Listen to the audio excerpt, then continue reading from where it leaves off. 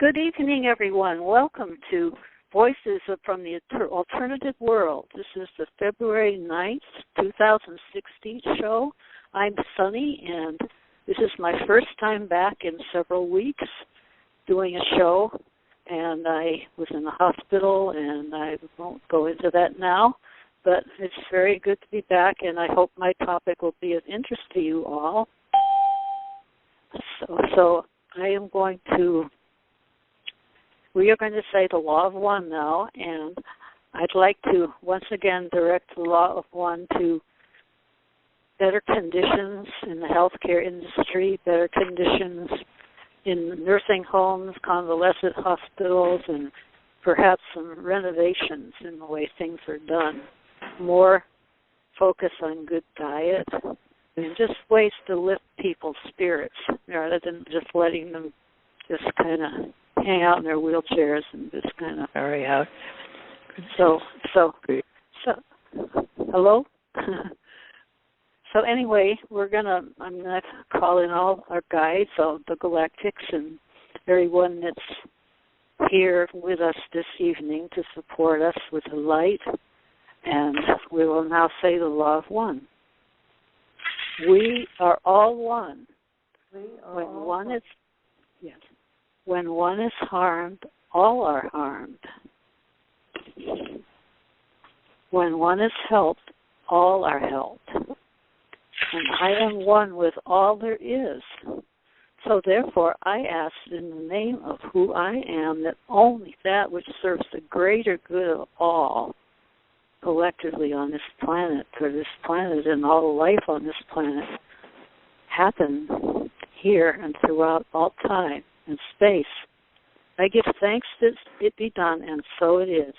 So be it. Thus it be. Amen. Amen. You have a few words you'd like to add, Dale, before I introduce my topic? Yeah, I just, I've been pondering the current events, and we're in this election year, and I myself characterize what's happening as really it's a choice between fear, anger, and ignorance over faith, courage, and wisdom, and it's the eternal battle. And we're just we'll watch how it plays out, and take the temperature of the country and the world as the election gets closer.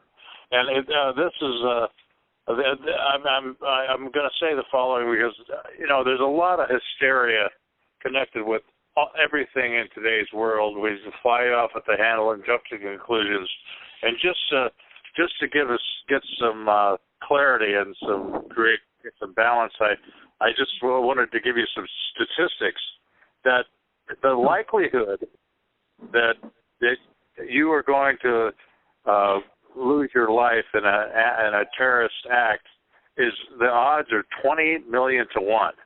In fact, you're 3 times more likely to get hit by lightning than struck by a terrorist. And our resources. We're spending trillions of dollars to defend ourselves against something that statistically is hardly worthy of mention, And I just say, well, if we were in our right mind, so to speak, we'd say, well, there are tens of thousands that are being killed on the highways. Why don't we spend those trillions of dollars just on highway safety? Anything that's going to make the highway safer for people to travel on. That would be a much more rational approach to modern day living than the chaos and insanity that's carrying the day at its present time. So I just want to say, it's much ado about nothing. That the seeming tragedy that we're going through is amplified through the media, and it has nothing to do with reality. So I just want to say, you just have to investigate and find out what the real facts are behind all the noise before you weigh in and take sides. So that was, just pursue the facts and the truth, and then base your decision on what's real instead of what's imagined. And so that's all. That's all I. Well, I agree. Certainly, we can't just take things at face value. That's for sure, especially from mass media. Yeah. There's a lot going on behind the scenes. And as we well know on the Diamond Network, we sure hear a lot about what's going on behind the scenes. Yeah. So, hallelujah. Hallelujah. I just posted a picture on Facebook of the man that I'm talking about. Anyway, I'm going to say that I live in Nevada County, California. It's gold country in the Sierra foothills, and it's a very special place. It's the energy here is kind of amplified by the gold in the earth and all the minerals of the earth. And this is Nevada City, where one of the first gold mining towns was, and there are also a lot of conscious people here these days. People into good food, and good ways of living. Progressive people as well as conservatives. We've got all kinds here in this county. But I'm giving this background because I'm about to talk about a man who I knew here back in the 80s. He's passed away. He's been passed away a few years now, maybe 10 years. And he's one of the very unique characters that I've known here. And so there's just been a lot of special people in this area that have done some special things. And his name is Ted Lyon. And I first met him in the early 80s, and at that time, he was already a gray-haired old man. Well, like in his 70s probably. And he was deaf, and he owned a beautiful solar home in Nevada City, and lots of flowers that he took care of. It had a swimming pool inside and out, and he used to take in people. He used to take in homeless teenagers and let other people stay at his house. It needed a place to stay for a while. I stayed there on several occasions. It was more or less a community center, especially back in the early days. There were meetings held there. There was meeting for an alternative currency group called the G-Plan. I remember that took place there. So lots of people knew about him and knew about his house and came there for various reasons. There's the side of it that he was deaf and he didn't know a lot of what was going on in certain parts of his house. He was very philanthropic, you might say. I mean, he may have cared, he may have not cared what the teenagers were doing downstairs. But they have their friends over and they may be dealing drugs and things like that. He didn't know about that or didn't care. In the shooting. Yeah. But the big thing that he did, the big contribution that he did was he knew there were a lot of people that needed food in the county, and even he himself ate this food, even though he didn't need to. But he recognized that the grocery stores threw away so much of their produce. So he went out there on a regular basis in his truck, and he was a dumpster diver, but he got the good stuff, I mean, you can get stuff that was contaminated, stuff that was just thrown away recently that was still perfectly, edible. And he'd bring that home, and he would he'd do this regularly, do this for years, and he would distribute it to people that needed it.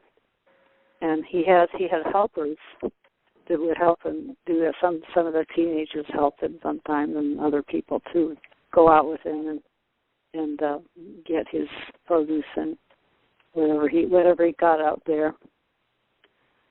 So his efforts through the years led to the formation of what's called the Interfaith Food Ministry, which became a food bank, and this exists to this day, and it's supported by the churches in the area, including the church that I've been a part of, the Unitarian Universalists. So this is more or less Ted Lyon's legacy, and I have lots of different mixed memories of it being at his house. But he did a beautiful job of landscaping, and he just was always tending his flowers, and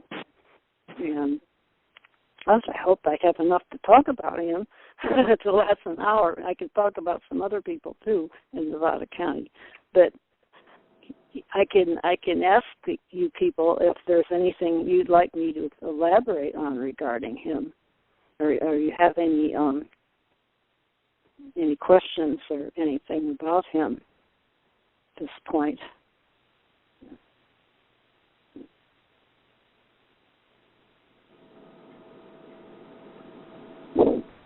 Well, if any audience members want to comment, just please step in here. But yeah. Sonny, the big there's a big thing happening, and the dumpster diving has been elevated to a fine art, because there is a growing group of people that are using the dumpsters behind grocery stores and food processing and restaurants, and using it as a resource. And I think the city ordinances should be that that just like we require to recycle our plastic and paper and so on, that these places that are throwing edible food away should be made to make it available to the food banks.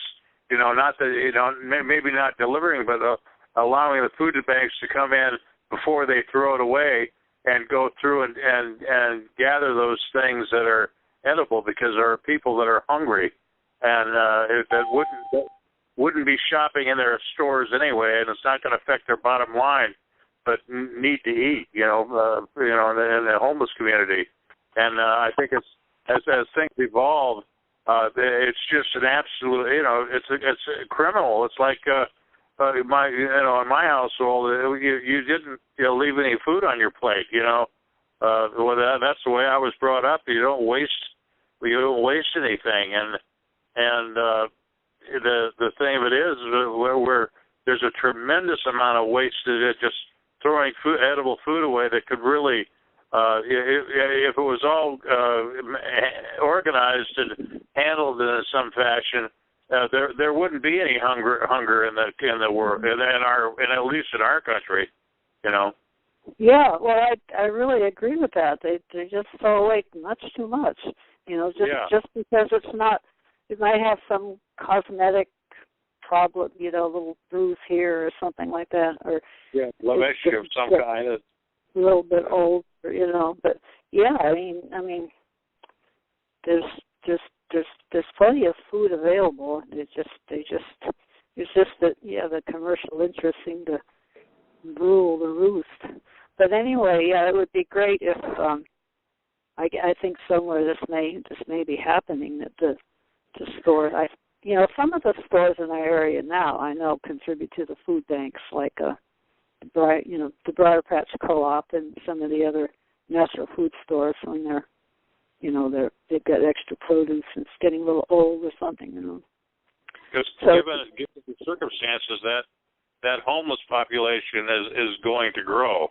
They can't help it because this the economy, the free market economy is not going to create the jobs to put everybody to work. And it's just they're gonna be this permanent class of underemployed and unemployed that are going to have a hard time making ends meet. And so it really is now all these things that were overlooked are going to be cultivated and developed. Yeah, right. Well, it's the services have been developing here in my area for homeless people, and I mean this was back in the 80s when Ted had his house, and he was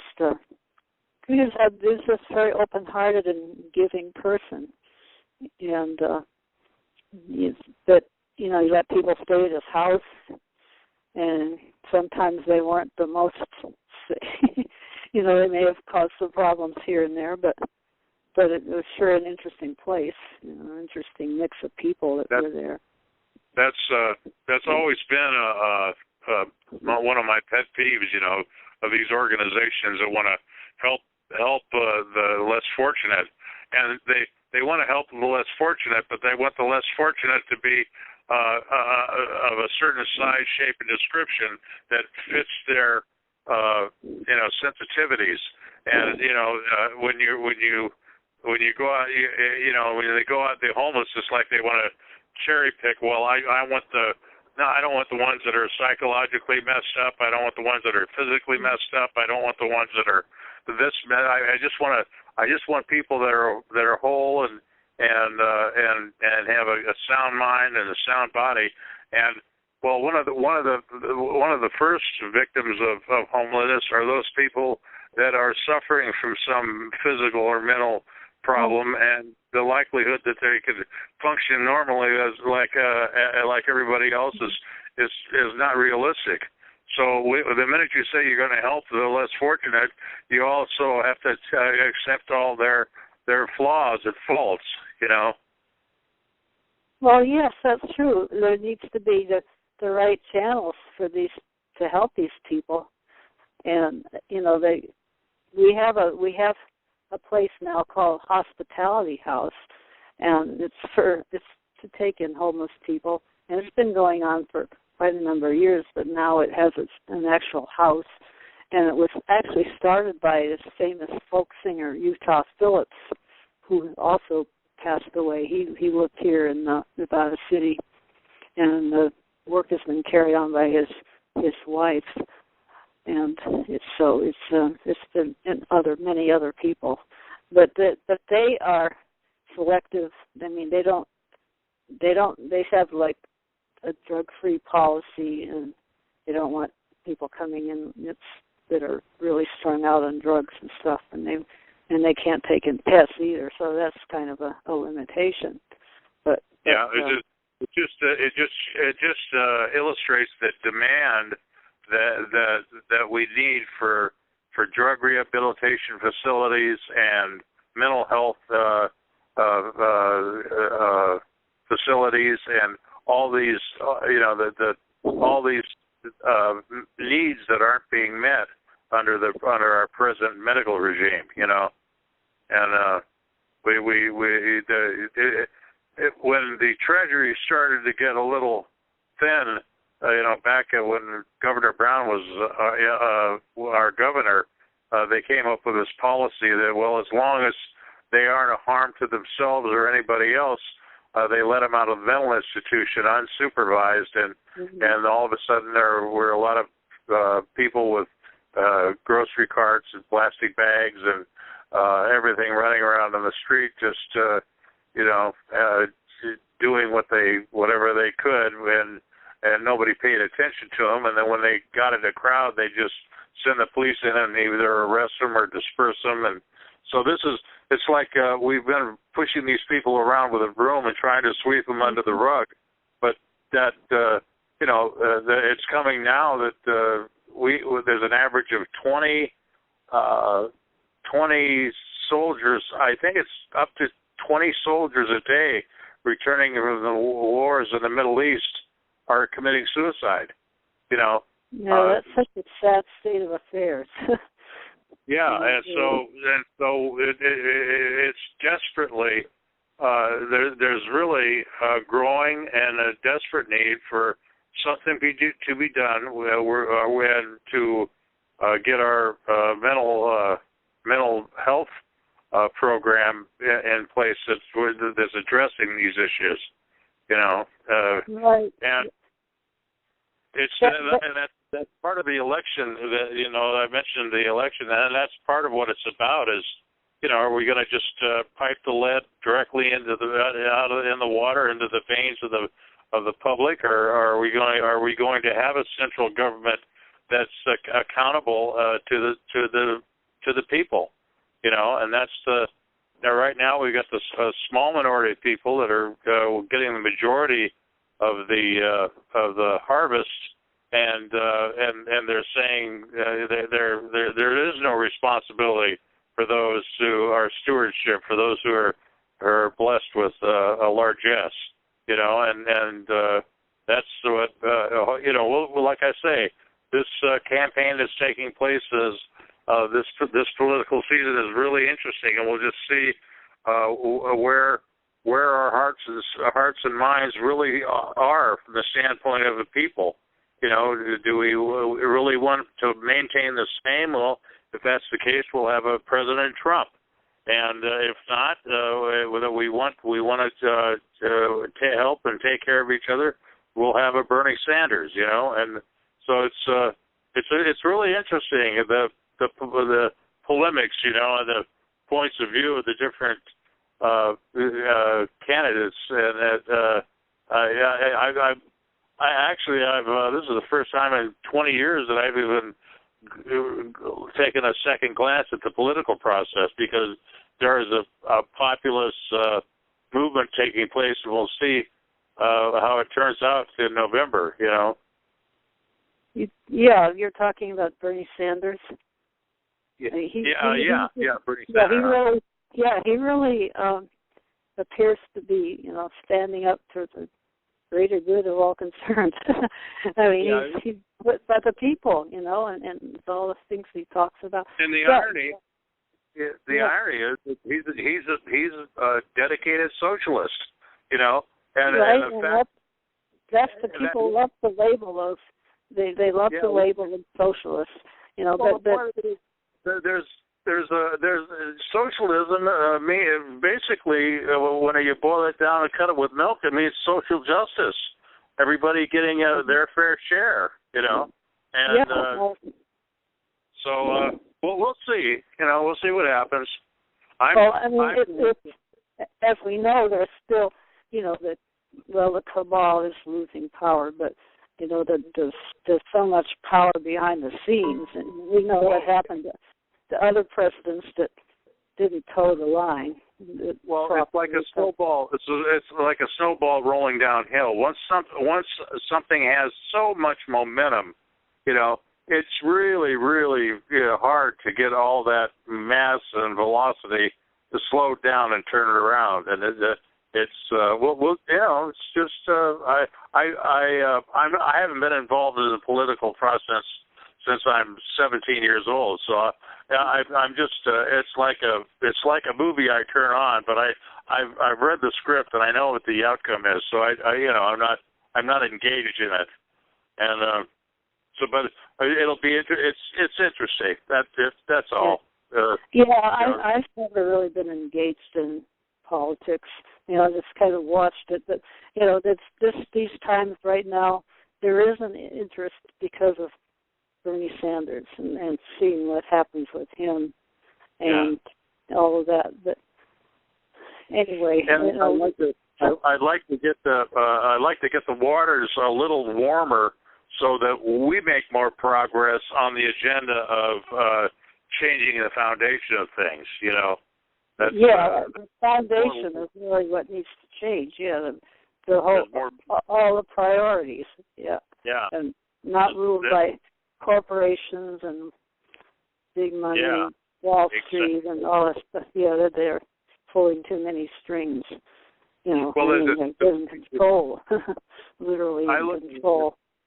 I look at it as the money is not ruled by selfish interest, but it's ruled by people who have everybody's health welfare into consideration. It's just it's not ruled by darkness; it's ruled by light, and justice and freedom. It needs to be ruled by light, yeah.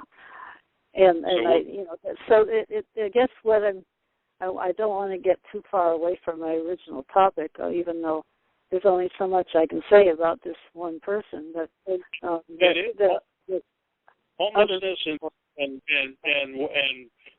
finding those individuals that we can look as role models about how should we be responding to the present dilemma, and anytime there are examples of people that are really in their life, they are living the truth that they are their brother's keeper. We all are brothers and sisters, and we all have to extend ourselves to the extent we can, our reach, to do what we can to better the condition of our fellow human beings, and that's what makes a nation or a world or a community or a family. That we all look out for one another. So treating each other as a family. Yes, absolutely. One family of humanity. Yeah.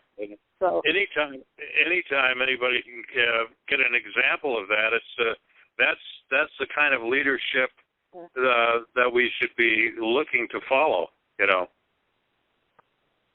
Right. So we can find these inspired individuals and groups and people that are doing things like this. And of course, everybody's human, so the human aspect comes into it, and nobody's, it's not always a smooth ride, but the best efforts and the best intentions, usually will produce some good results, in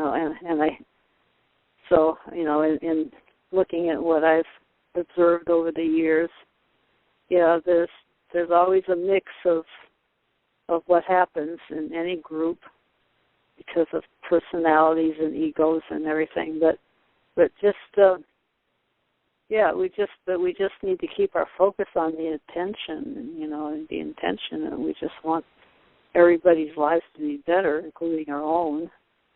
Create a self-sustaining community, and that's kind of what I see here in Nevada County. It has been evolving over the years, and I first came here in the early '80s, and one of the things that drew me here was the Ananda community. Although I never became a full-on member or anything, I did the Ananda communities in the area called North San Juan, which is very close to Nevada City. It's the followers of Yogananda and Kriyananda, Swami Kriyananda, that they have had an influence. They've had businesses in town and all. But also, it's just that the community as a whole is a pretty tightly knit community in a lot of ways. And we have a wonderful radio station, a community radio station that's listener supported, non-commercial, called KVMR. And if anybody's interested, kvmr.org can be accessed on the internet live streaming. Just you want a taste of what our radio station is like. And it's just volunteer broadcasters. There are paid positions, but all the broadcasters are volunteer, and they're just doing what they love to do. They're playing the music they love, or they have talk shows, or some of them talk about spiritual things, ecology. So there's just quite a variety there. So that's really our community radio station, and they just built a new building. They just have a new building, and it's adjacent to one of the oldest theaters, and especially in this area, the Nevada Theater. And we have a lot of musical performers and other kinds of performers that come here to perform. So it's kind of a cultural center in a lot of ways. So I'm just kind of giving a picture, of course, the Yuba River is really what everybody loves here. The Yuba River that flows from the Sierra, and it's like kind of the heart of nature in this area. And of course, my friend John Olmsted that I talked about on another show, he was very much involved with helping protect the Yuba River. So all these people, they're all kind of interconnected, and they all help each other in ways that they could help each other. So, this has just been my experience here. Nothing's perfect. People are human, but it's nice to be in a community where there is this consciousness, and there are these unique individuals that are coming forth and doing really good things, like with John, who established the Independence Trail for disabled people. And and then from my recent experience again for the second time in a nursing home, there's still a lot, but they're run by more or less establishment people. They aren't run by alternative people. So I can see a lot could be improved in those facilities, and especially in the way of diet and being more conscious of what they're feeding people to help them get better, rather than just whatever, it's not terrible, but it's for someone that's conscious of diet like I am, it was kind of a struggle to get the right foods, and being a vegetarian, they kept giving me this veggie burger, but it was very tough, it wasn't very palatable.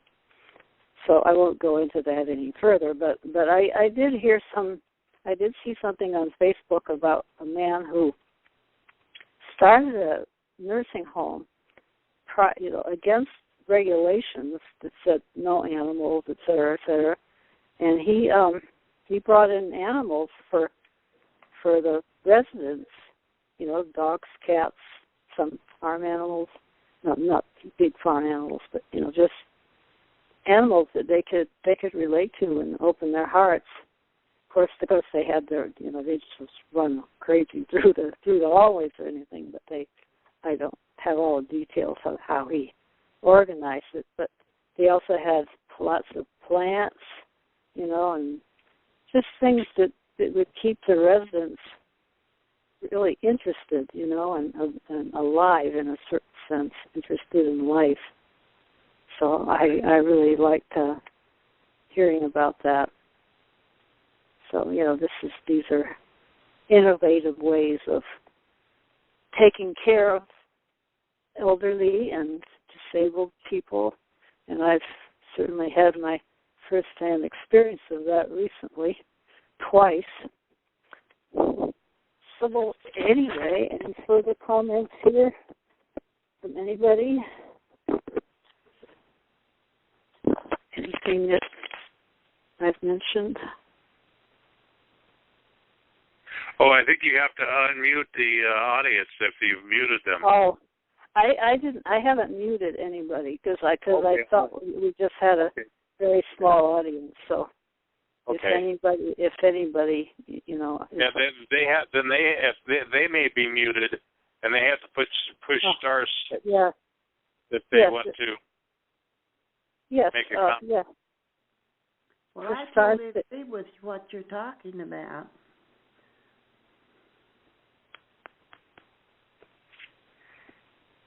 I didn't quite hear. Yeah. Excuse me, is there somebody that wants to make a comment? Yeah, I said I totally agree with what you're talking about. Oh, good. Thank you. Yeah, I didn't quite hear you too clearly, but yes, thank you. That's good. Yeah. Well, we I try to. the healing part of it. You guys got any ideas about that? Well, I just when Sonny started mentioning the Yogananda group, and that's in Nevada City, right? Yes. Yeah, I could remember it was in the '60s.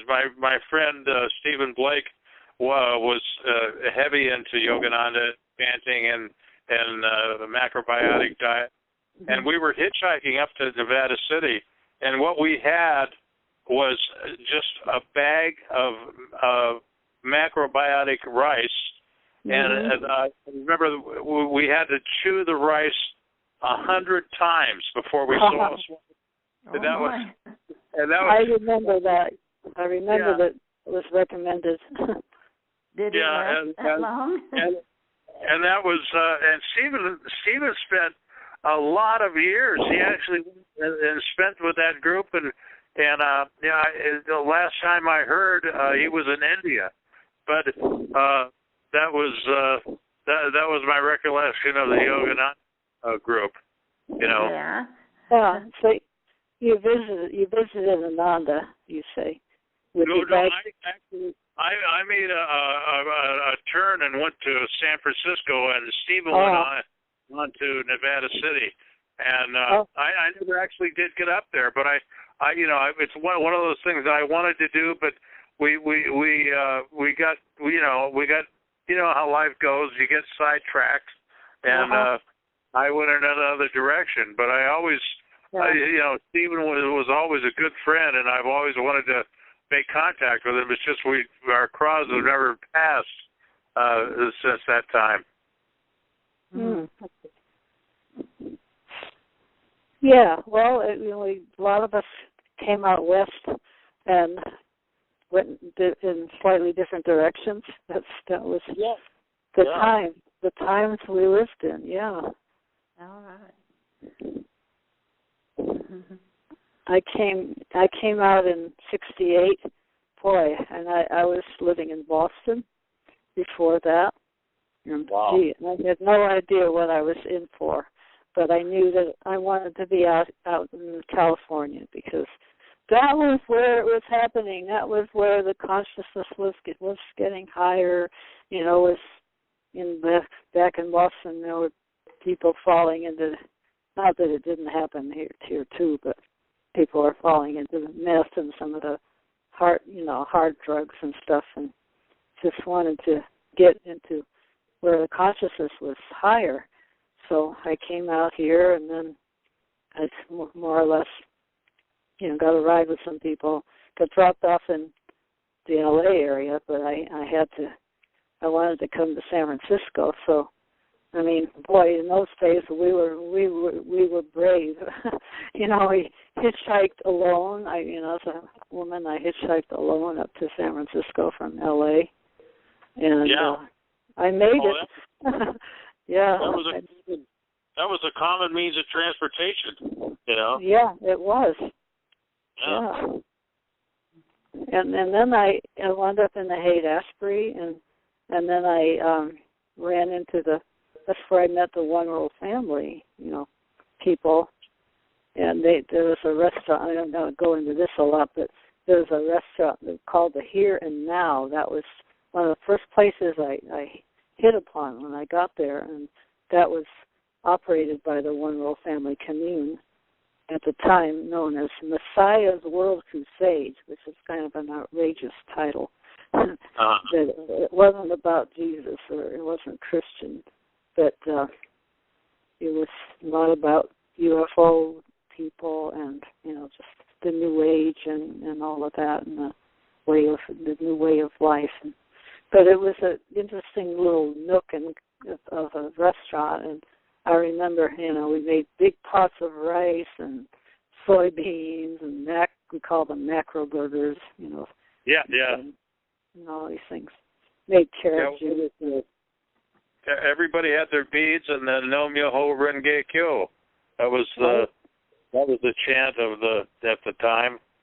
And that was one of them. Yeah. And then there was the Hare Krishnas. Oh, yeah.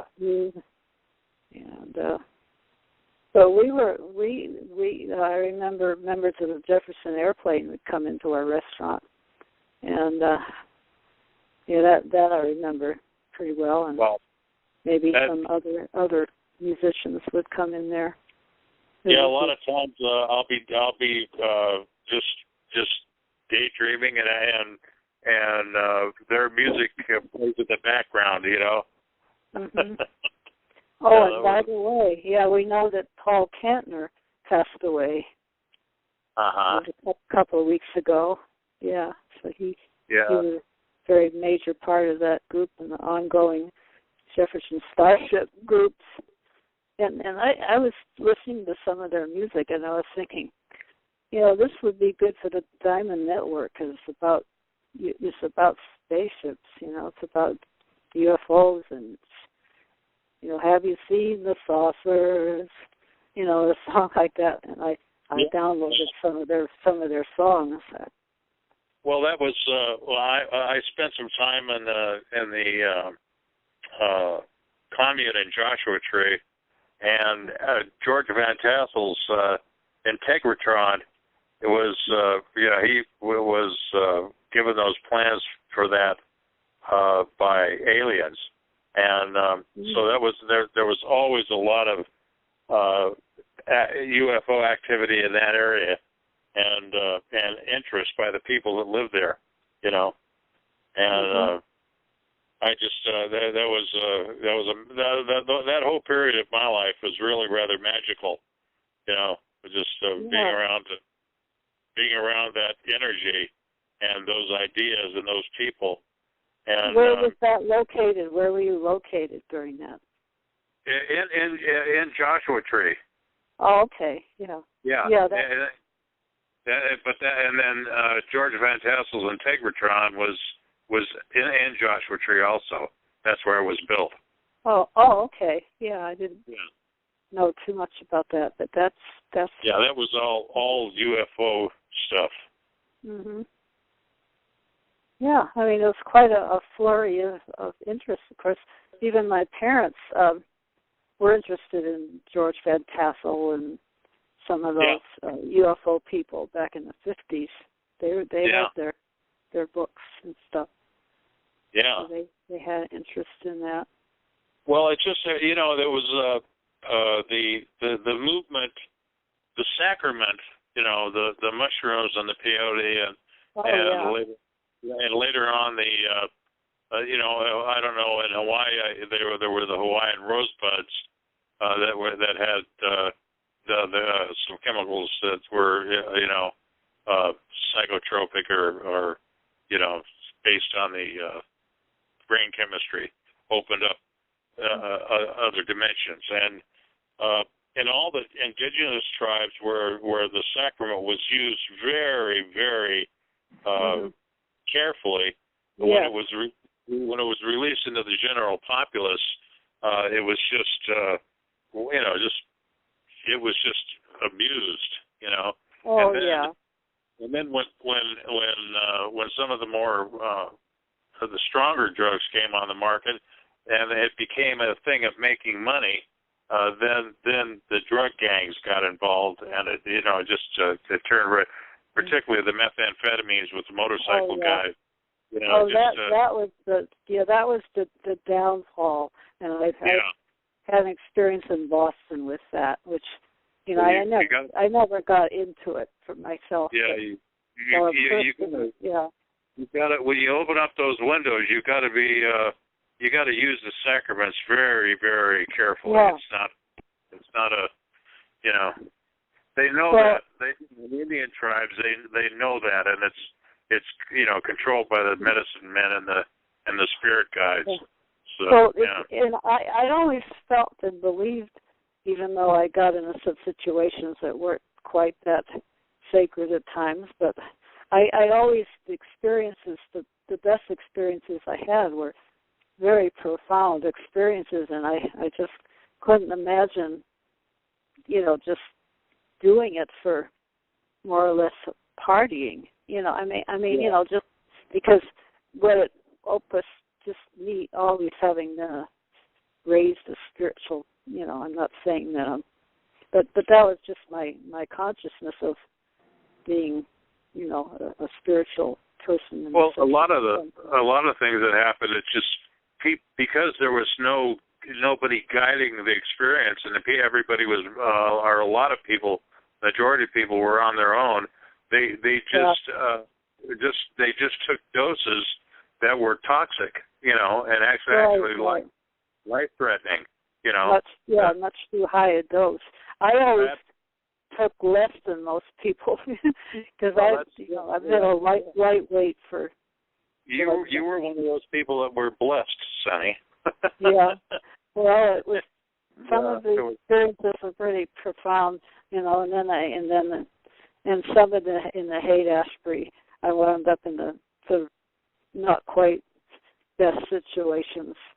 Know, I mean, you're in an apartment someplace, and there's a group of people, and they're all right. Let's take some acid, and it's just I hardly knew them, or I didn't really know them at all. And it was such a mix of energy, that somehow I got through that, and I really joined the One Rule family because I wanted a structure. I wanted something that was focused. I didn't want to just kind of flip around in these different places with all different, little crash pads and stuff, and not have a purpose. Not have a purpose or a direction. Blowing around in the wind without any tether. Yeah. Yeah. So I did really appreciate that structure and the purpose and everything, and the whole approach to psychedelics there was as a sacrament. We called them sacraments, although it wasn't quite the same as as say Native American tribe would do it or something, but it was seen that way, and I can Timothy Leary, when he wrote his book Turn On, Tune In, Turn On, Drop Out, his emphasis was that it was meant to be used, in controlled situations. It wasn't supposed to willy-nilly running around, doing what you will. But it started, at least it started that way, and then the people that followed him, they would, not all of them did it that way, but I can remember. And then they had these be-ins and love-ins, and everybody took acid, and there was all the music bands and all that stuff, which is the unfortunate thing is that once the cocaine and its derivatives and the opiates and everything got synthesized, then you had tremendous amounts of money being made, and then it got completely out of control. And it still is today. They still haven't got control of it. There's just this last character in Mexico, this Guzman. I mean, he was like Morgan, J.P. Morgan. He's a multi-billionaire with literally armies all over the place doing this business. So they've got a real mess on their hands, and I don't see any end to it until people just stop using it. Yeah, well, I think all of that is just an outgrowth of just how everything operates in the system and the economy, and then the people that get addicted, and then they take advantage of that, and they, it's just kind of like we could say the effects. We used to say it was the effects of not living according to natural law. And the thing that accelerates it is the fact that it's not a healthy economy, and there aren't good jobs, and the normal pathway for people to succeed is being blocked off. So there's not a lot of alternatives in the underprivileged communities for the kids to do something. So when the drug dealer and the pimp come by and he says, "Here, I'll get you some new tennis shoes and some gold necklaces and just hang out in this corner and sell the stuff for me, and everything will be, everything will be good. And really it's like ISIS, because what those guys do is they run around like pimps and drug dealers and find the most disadvantaged youths who have are absolutely hopeless, and offer them an alternative. And then they give them a uniform and a place to stay and money and a new Kalashnikov rifle and say, go kill those people and I'll take care of you, And it's just it's pitiful. If we'd gone in there when 50 years ago when we had oil and said, okay, well, we've got to build some schools and get these kids educated and bring your civilization in the 21st century. If you look at the architecture in that area, it's the same as it was thousands of years ago. You're talking about Mexico or the Middle East? Mexico. I'm equating to ISIS as the same as. Oh yeah. Yeah, the ISIS is the same scenario. They're taking underprivileged, disadvantaged kids who are ignorant and providing them with things that they've never had before, and getting their loyalties, and it's just a sad situation that we could have prevented, but we didn't grab the opportunity when we had it, and now we're paying the price for it. Well, again, effects of a way of life on planet Earth, that things just and then the dark forces and cabal and all of it all figures in. I mean, people absolutely. have not been encouraged to. Well, and the Waspian says it.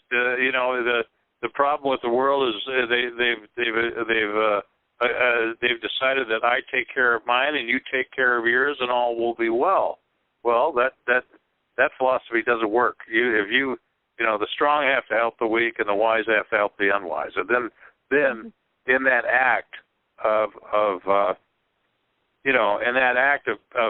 giving of yourself and loving your others as you would have them love you, then everybody has a safe, secure world to live in. Yeah, it takes the right consciousness. And you can't. You've heard it said many times before. You can't have justice without peace. You can't have peace without justice, and that's what's happening. We're trying to have.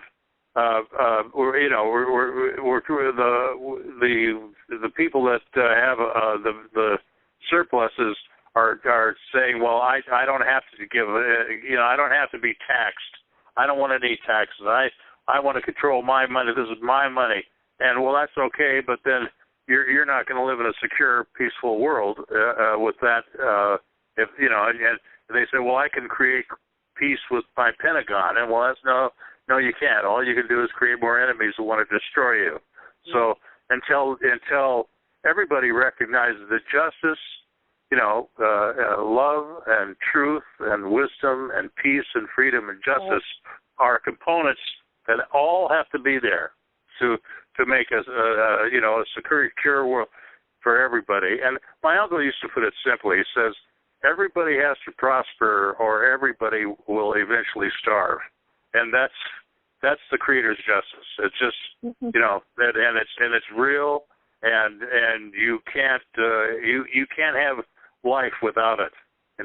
It's just it's the way it's just the focus. The way we use the resources of our dear planet. Rather than raping her more or less for profit. Using the resources and the fertile earth and keeping her fertile and healthy and allowing all the indigenous people and all the cultures to just take care of themselves and we can help them too, but we're all just doing we're all one, brothers and sisters on the planet. We are one. One. And that's an axiom, that's irrefutable, and it's the state of things. It's the the nature of things. And you go, if you go contrary to Mother Nature, you end up in trouble. That's all. Yeah, well, this has been the trend for quite a while, but then we're seeing the results of it. We're seeing all the war, crime, disease, and poverty. Just people doing without, and it's like we call these the negative effects. At the big institutions built around disease. And the fellow that has Sharing Gardens up in Oregon, it's a profound thing, and that's another thing my uncle used to say is the guy who put the first fence post and started the first war, because it's not ours to own or control or possess. It's for all of us to use for the time that we're here on this earth. So, the ultimately you get into a situation where you don't buy or sell anything. You just produce it and give it a certain way. That was one of the axioms of the One World Family. We don't buy and sell for secular profit. Yes. And then you mentioned the Sharing Gardens, and I've had a pretty close communication with those folks, and they're very close friends, and there's a pretty good chance that Lynn will be on next week. Oh, that's great. I apologize to the person that I offended by not allowing them to protect themselves and their family by divulging their name and everything. And I just apologize, and please come back. So we didn't have a policy and procedure to deal with those unexpected consequences, but now we do. And so the thing is to have faith and courage and let it roll. And if there's some blowback that that forces us to put a policy in place, it'll be we all collectively agree. Well, we have to have this form so we can function. Yeah. Well, I don't know if there was an actual incident that happened, but I don't quite understand. I could have just, I was by myself at that particular second time, and I just made a decision, and it was the wrong one. I should have just said, well, let the good times roll. And if we don't put something in place for something that we may expect happen, but we put something in place because something happened and we had to put something in place. It's just like making laws when there's no law that's called for. There's been no harm done. So let's wait. Well, I just see it let's wait until something happens that we have to make a law. Let's not make laws because something might happen. Oh yeah, that's over regulation. Well, I would like to wrap this up because I am tired and okay, Sonny, it's been an hour and it's always a pleasure. And if anybody in the viewing audience wants to make a comment or chime in, please, by all means, you're more than welcome. And if not, we'll come back next week. And we honestly don't know what's going to be on the show, but there is always going to be something. Well, there's a pretty good chance it will be Lynn of Sharing Gardens. I'll say that. Okay, I can't say 100% is never possible, but we discussed it. Yeah. I like to have them on the first Tuesday of every month because it's they're what they've built there is so important to the scheme of things in the future. How do we get there? How do we get there so everybody can have free food? I had a great talk with him while I was still in nursing home for a half hour, and talked about on the phone, and gosh, we reminisced about some of our times in the One World Family, and he's really at the consciousness of not using money It's Yeah, just well, like it's possible. That's the end game. That's the goal line. So he's kept it in focus and made it happen, which is in the real world, which is really that's monstrously huge. They don't pay mortgage on their house, or the house was donated to them. So it really kind of is a demonstration that their vision and their direction was very much aligned with what's good and real, because they've been supported. They haven't they've had to. I guess they had a few legal issues, but not anything overwhelming. But they haven't had they haven't had the mortgage on their house, or as far as the land goes, I just haven't heard too much about that. But it seems like it's just the service they're providing is so valuable and appreciated. We got to find out, how do we get there from here? Well, that's the magic. It takes we have to be you have to be capable in so many ways to carry out a project like that, and not everybody's able to. But yet it's one. That's what we all absolutely have to learn. That's our next step. Do it. Thank goodness that somebody has walked that path, that we have somebody a way to follow, Sure, it's a demonstration, just like the One World Family is a demonstration. Demonstration. God. And they're feeding themselves, and they're feeding the community, and they're teaching people. They've got university students coming there regularly, and they're participating, and they're teaching them about growing organic food, and so they've really got a thing going that's serving people. We got to amplify. We got to hush down the nonsense that's going over the air, and get some real powerful stuff that's going to change the world in a significant way. And this is the kind of information that is desperately needed. How we can assume our appropriate place in the scheme of things. So anyway, Sonny, not to cut it to the quick. I'm really looking forward to next week's program. Honestly, okay. God, I'll say God willing, God is willing. It will happen. We'll see. I would say I trust it. Everything is aligned, and it will happen.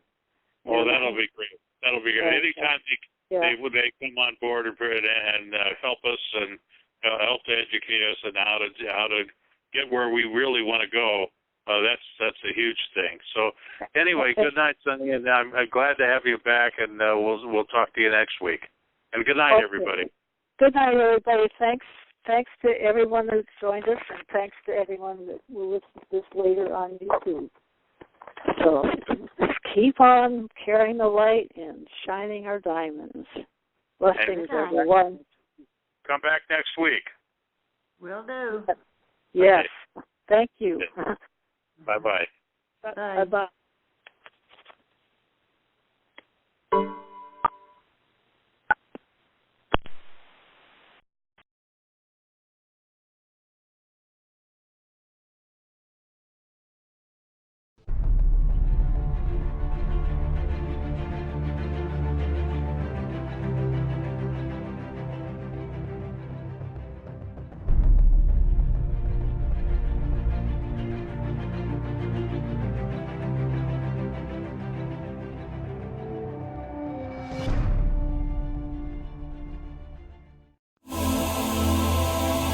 Are you looking for healing or a change in your life to help you enjoy it more fully? You might benefit from a galactic energy reading and clearing from Chris Jacobs. Chris will work with you on a soul level to clear unseen negative influences, implants, programs, contracts, and energetic blocks. Chris Jacobs is a gifted energy healer. Contact him today at ChristopherStephenJacobs@gmail.com.